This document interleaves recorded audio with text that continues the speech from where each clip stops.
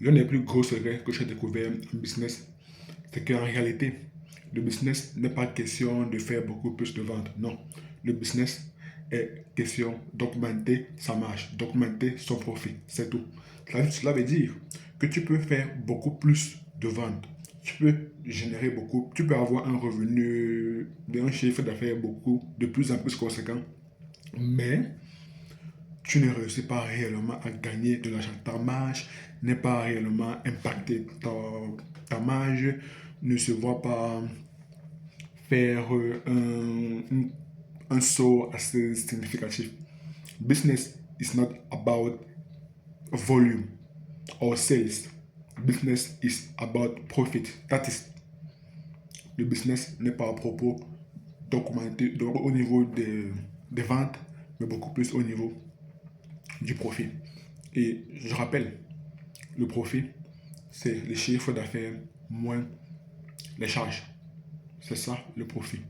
Donc, l'objectif est de réduire ces charges, ce qui va, ce qui va impacter la marge nette, ou du moins la marge, ou bien le profit. Ou alors, augmenter ses revenus, ce qui va également impacter la marge. Mais sur quel élément il faudrait agir? Moi, je pense qu'il faudrait beaucoup plus agir sur le chiffre d'affaires.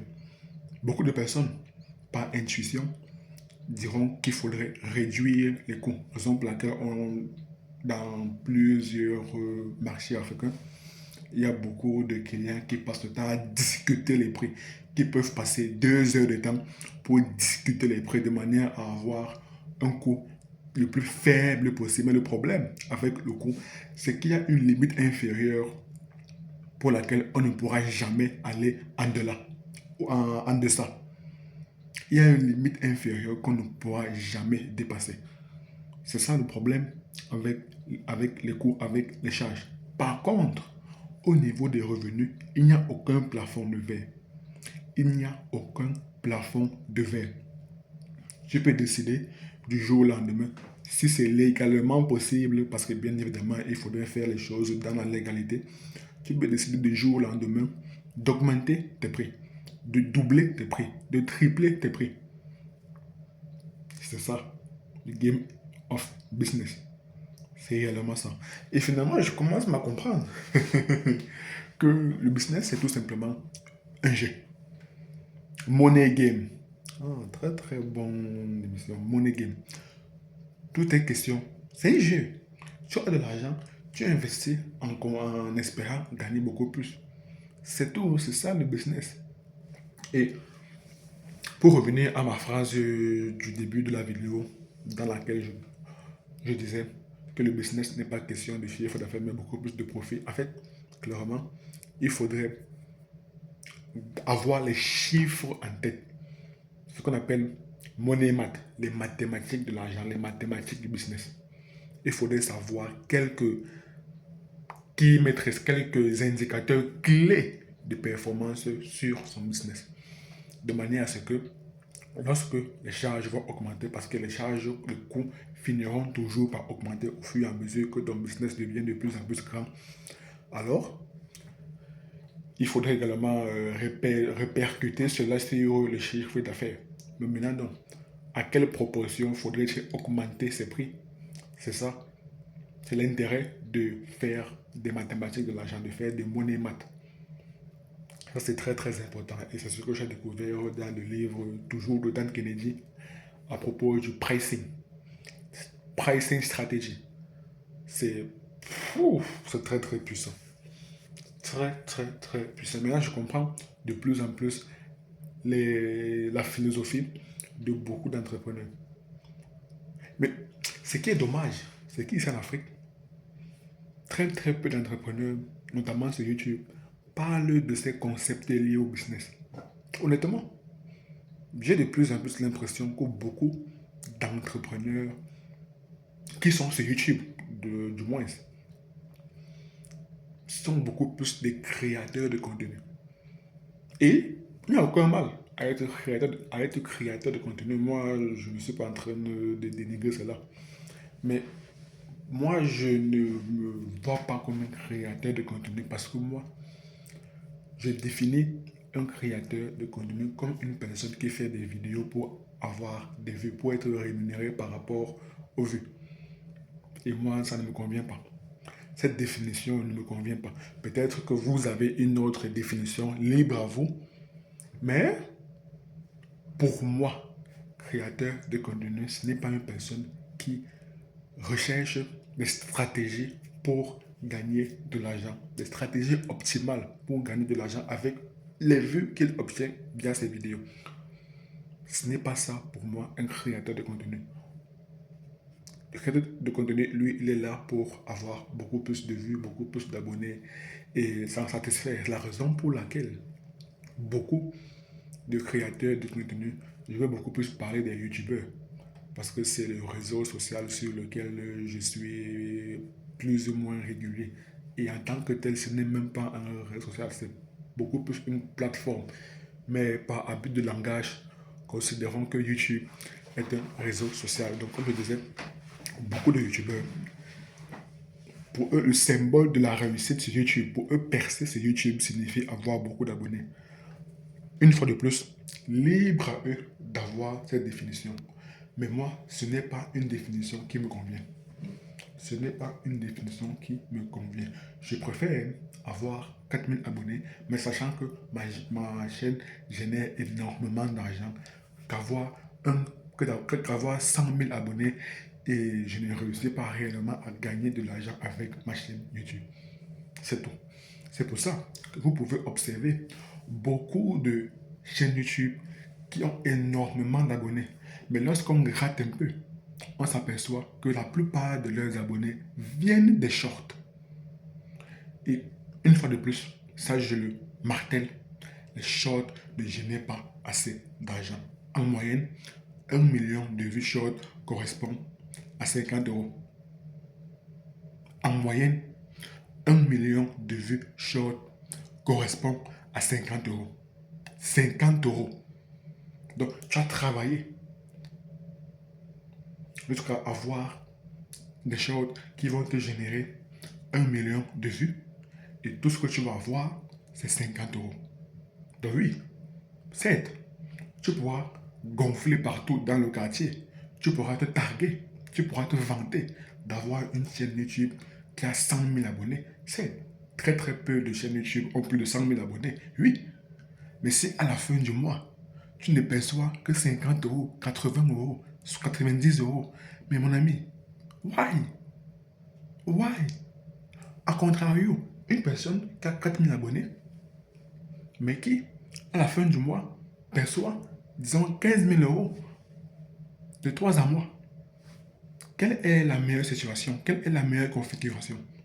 Moi, je préfère largement gagner de l'argent.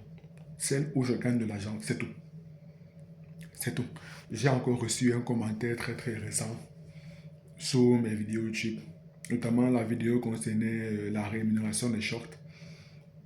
La personne me disait, je n'ai plus les phrases en tête, du moins les phrases exactes en tête, mais l'idée générale, c'est que, bon, moi je disais que 80 euros, comment, que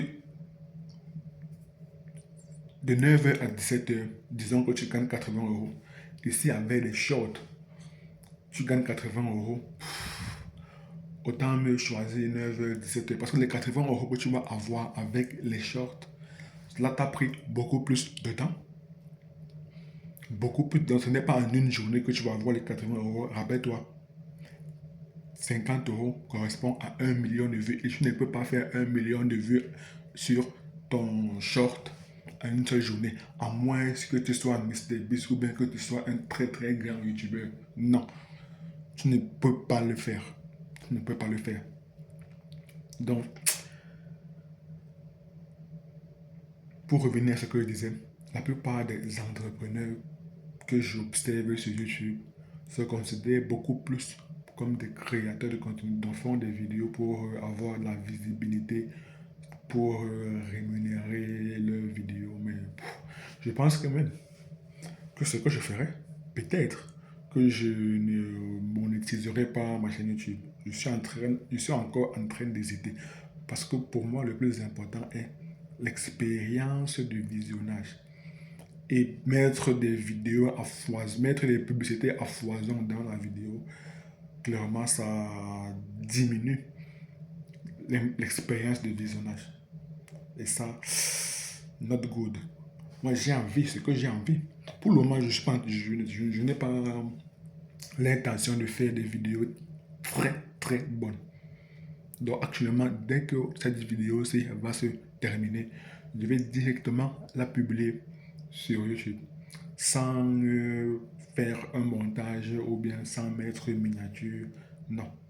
Directement, je vais juste ajouter un titre dont j'estime qui suscite de la curiosité. Mais sinon, je ne ferai aucune autre modification, aucune amélioration. Lorsque j'aurai assez de ressources, là, j'investirai pleinement dans la vidéo. Parce que la vidéo, c'est un très très bon outil marketing pour générer des ventes. Et générer des ventes, comme on l'a vu, cela permet d'augmenter le profit. Et le but de tout entrepreneur est de maximiser ses profits. Pas seulement de gagner de l'argent, pas seulement d'augmenter son chiffre d'affaires, mais de maximiser ses profits légalement, bien évidemment. Légalement, en suivant la réglementation propre à chaque pays, du moins propre au pays dans lequel se trouve le business. C'est très important. Le but, l'objectif de tout entrepreneur est de maximiser ses profits. Donc, lorsque viendra le moment où je voudrais clairement mettre l'accent sur ma chaîne YouTube, alors j'investirai dans des vidéos de manière à ce que dès qu'une personne a vu ma miniature, donc dès qu'elle a jeté un coup d'œil sur la miniature, directement, instantanément, spontanément, elle a envie de cliquer dessus. Et si elle ne clique pas dessus, ça va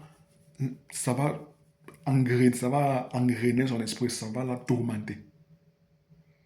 Donc, dès que tu as jeté un coup d'œil assez rapide sur ma miniature, directement, tu as envie de cliquer. Et dès que tu cliques de la 0e seconde jusqu'à la vidéo, jusqu'à la fin de la vidéo, tu dois rester. C'est ça mon objectif.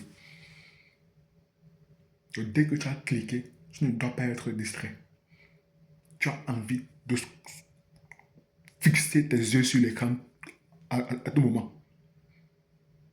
À tout moment. Et pour cela, je dois éviter au maximum les distractions. Et une des distractions, ce sont les publicités qui sont insérées, soit d'abord en début de vidéo, soit pendant la vidéo. Et sur YouTube, chaque 1 minute 30 ou bien 2 minutes, il y a déjà une publicité. Et cela ne favorise pas l'expérience du visionnage. Donc, pour le moment, je suis encore en train d'hésiter entre laisser ma chaîne YouTube monétiser, donc je veux gagner de l'argent à travers les revenus versés par YouTube, ce qui, ma foi, n'est pas une somme négligeable, ou alors faire fi de tout cela, donc ne pas considérer les revenus versés par YouTube, mais beaucoup plus considérer l'expérience de visionnage. Donc là, je veux mettre une croix sur une grosse somme d'argent. D'où mon hésitation. J'imagine que toi qui es à ma place, peut-être que tu feras le choix de conserver les revenus versés par YouTube au détriment de l'expérience de visionnage. Mais moi, ça est une source d'hésitation. Bon, ce qu'il faudrait retenir de la vidéo, c'est que le but de tout entrepreneur est de maximiser ses profits. Le business n'est pas une question de générer beaucoup plus de ventes. Le business est juste question de maximiser ses profits. C'est tout. Rendez-vous dans la prochaine vidéo. À très bientôt. Peace.